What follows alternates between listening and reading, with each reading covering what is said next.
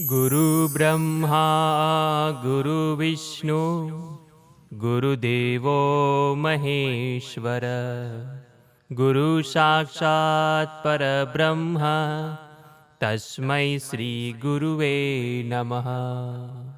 તો મિત્રો, સ્વાગત છે આપનું આપણી યુટ્યુબ ચેનલ ભક્તિ કીર્તન સંગ્રહમાં। મિત્રો, આજના આ વિડીયોમાં આપણે અષાઢ મહિનાની પૂર્ણિમાના દિવસે આવતી ગુરુ પૂર્ણિમા વિશે વાત કરીશું। આ દિવસનું મહાત્મય જાણીશું, સાંભળીશું કે આ દિવસે શા માટે ગુરુ પૂર્ણિમા ઉજવાય છે, આપણા જીવનમાં ગુરુનું શું મહાત્મય છે, તેમજ ગુરુ કેવા હોવા જોઈએ અને આજના આ કળિયુગના ગુરુ કયા છે, કેવા છે અને કોઈ પણ બાળકના કયા 5 ગુરુ હોય તેના વિશે પણ આપણે જાણીશું।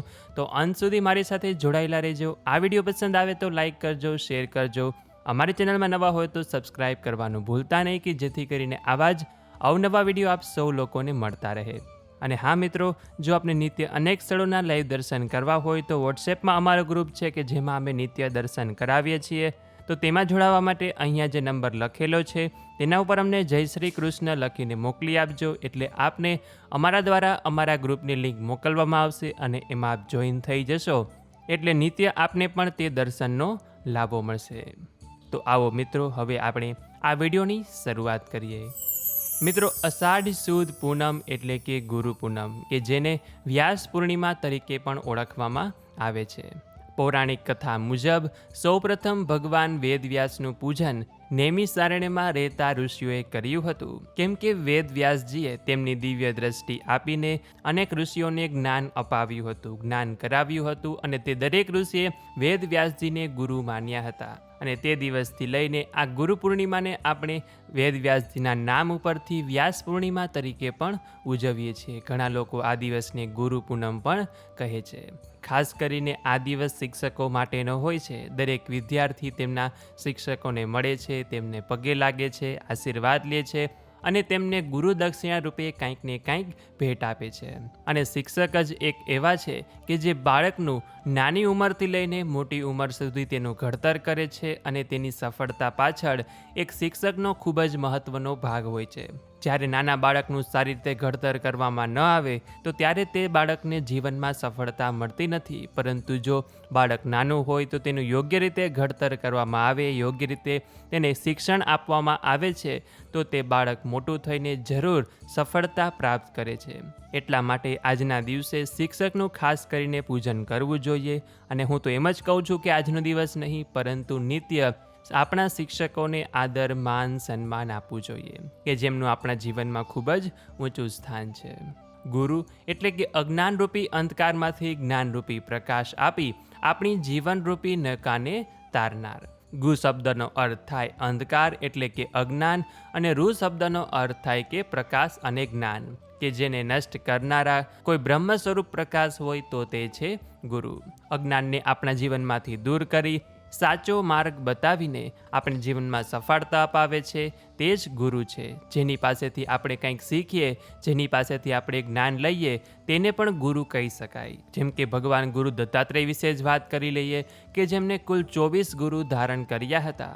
અનેક પશુ પક્ષીઓને પણ તેને ગુરુ બનાવ્યા હતા, કેમ કે તેમણે તેમાંથી પણ કંઈક ને કંઈક શીખ્યું હતું, પોતાના જીવનમાં જ્ઞાન મેળવ્યું હતું। કદાચ આપણે આપણા મિત્રો પાસેથી શીખતા હોય, આપણા માતા પિતા પાસેથી શીખતા હોય કે પછી કોઈ વડીલો પાસેથી કંઈક ને કંઈક વિદ્યા મેળવતા હોય, અન્ય વસ્તુ શીખતા હોય તો તે પણ આપણા એક પ્રકારે ગુરુ જ કહેવાય। એટલે કોઈ પણ વ્યક્તિના વિકાસમાં, તેના ઘડતરમાં ગુરુનું સ્થાન ખૂબ જ ઊંચું હોય છે। કદાચ ગુરુ ન હોય તો તે વ્યક્તિને સફળતા મળતી નથી, અને મળે તો પણ કદાચ વહેલા મોડી મળી શકે છે, પરંતુ જ્યારે એક ગુરુ ધારણ કરેલા હોય તો તે જે માર્ગ બતાવે તે પ્રમાણે જો આપણે આપણા જીવનમાં ચાલીએ છીએ તો તે વ્યક્તિને જલ્દીથી સફળતા મળી શકે છે।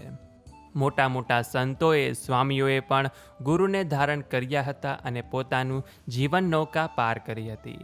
સ્વામી વિવેકાનંદે પણ રામકૃષ્ણ પરમહંસને ગુરુ બનાવ્યા હતા। અને એ વાત તો દૂર, પરંતુ ભગવાન શ્રી રામ, ભગવાન શ્રી કૃષ્ણએ પોતાના જીવનકાળ દરમિયાન ગુરુ બનાવ્યા હતા। ભગવાન શ્રી કૃષ્ણ જ્યારે ગોલોકમાં પાછા ફરવાના હતા ત્યારે અર્જુને ભગવાનને કહ્યું કે હવે અમારું કોણ, અમે એકલા પડી ગયા। અને ત્યારે ભગવાન કહે છે કે તેઓ શ્રીમદ ભાગવતમાં સાક્ષાત સ્વરૂપે રહેશે અને ભગવાનના સહારે મનુષ્યો તેમની કૃપા મેળવી શકશે. આમ ભાગવતમાં તેમની સ્પષ્ટ આજ્ઞા છે કે આચાર્ય ગુરુને જ મારું સ્વરૂપ સમજવું અને કદાપી પણ એમનો તિરસ્કાર ન કરવો. એમને સામાન્ય મનુષ્ય સમજીને દોષ કે દ્રષ્ટિથી ન જોવા, કારણ કે ગુરુદેવ સર્વદેવમય હોય છે.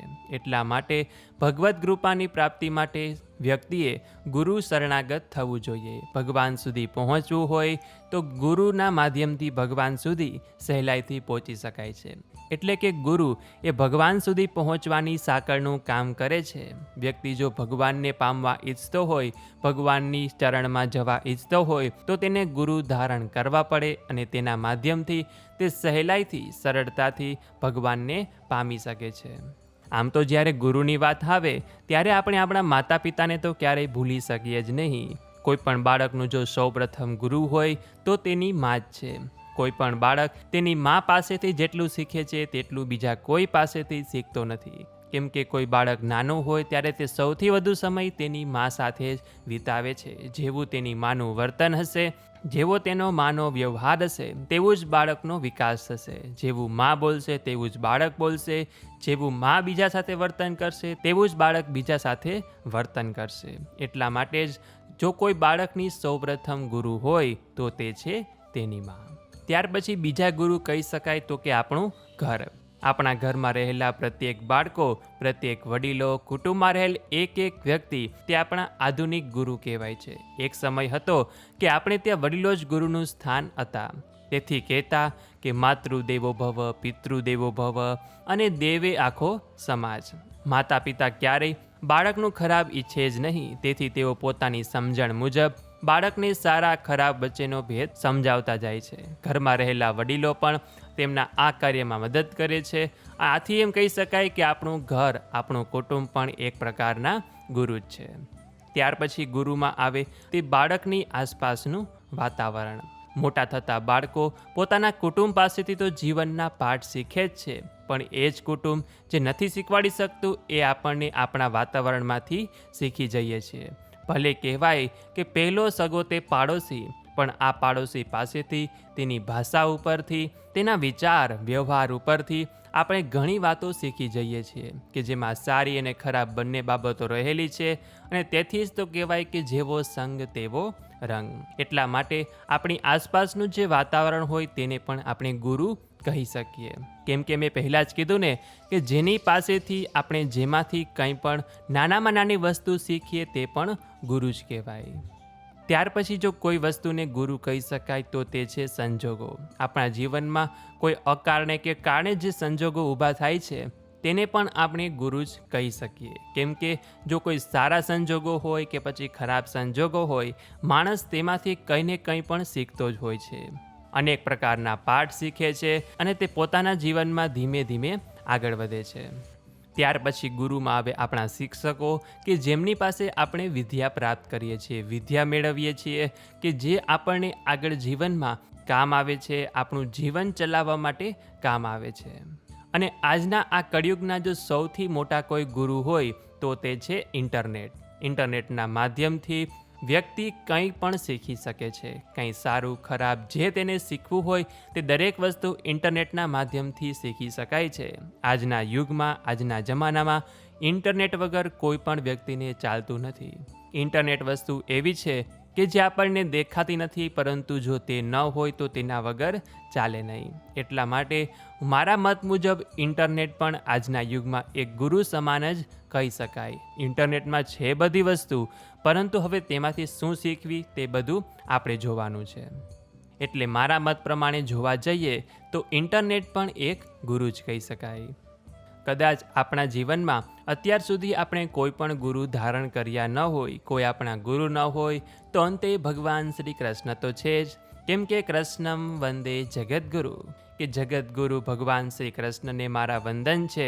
એવા જે આપણા જગતરૂપી ગુરુ છે કે ભગવાન શ્રી કૃષ્ણ છે, તેમને પણ આપણે ગુરુ ધારણ કરી શકીએ છીએ. તેમણે પોતાના જીવનમાં જે જે લીલાઓ કરી હતી અને તે લીલાઓના માધ્યમથી જે પણ આપણને કંઈ શીખવ્યું હતું, જ્ઞાન આપ્યું હતું, તેમાંથી શીખીને પણ આપણે આપણું જીવનની નૌકાને પાર કરી શકીએ છીએ.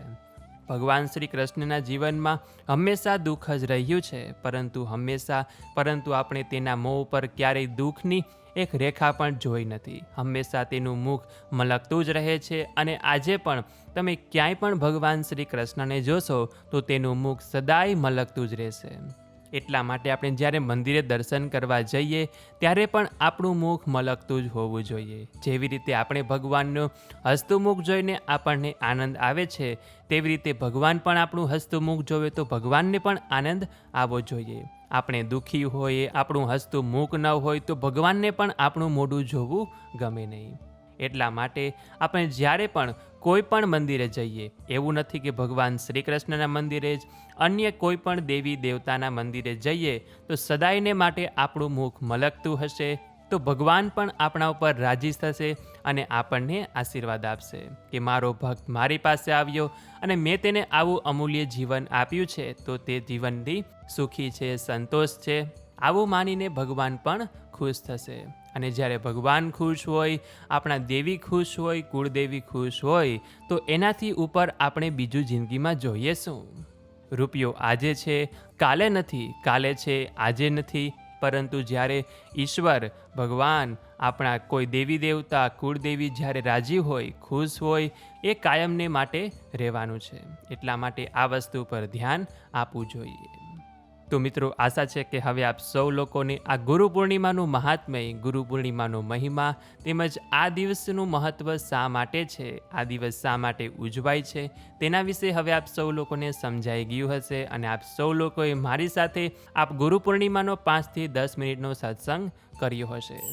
તો હવે પછીના નેક્સ્ટ વિડીયોમાં આપણે એ વાત જાણીશું કે આપણા જીવનમાં ગુરુ કેવા હોવા જોઈએ, ગુરુ કેવા ધારણ કરવા જોઈએ, તેના વિશે હું આપને માહિતી આપીશ, જણાવીશ. તો તે વિડીયો જરૂરથી જોજો, આપને તે પણ પસંદ આવશે. તો આ વિડીયો પસંદ આવ્યો હોય તો લાઈક કરજો, તમારા મિત્રોને પણ મોકલજો કે જેથી કરીને તે લોકો પણ આ વાતને જાણે. અને જો આપ અમારી ચેનલમાં નવા હોય તો સબસ્ક્રાઈબ કરજો કે જેથી કરીને આવા જ અવનવા વિડીયો આપ સૌ લોકોને મળતા રહે. તો આ સાથે હવે મને રજા આપો, મળીશું ફરીથી એક નવા વિડીયોમાં. ત્યાં સુધી આપ સૌ લોકોને અમારી ચેનલના જય શ્રી કૃષ્ણ. ધન્યવાદ. મારી સાથે જોડાઈ રહેવા બદલ, મારી સાથે આ સત્સંગ કરવા બદલ આપ સૌ ભક્તોનો ખૂબ ખૂબ આભાર.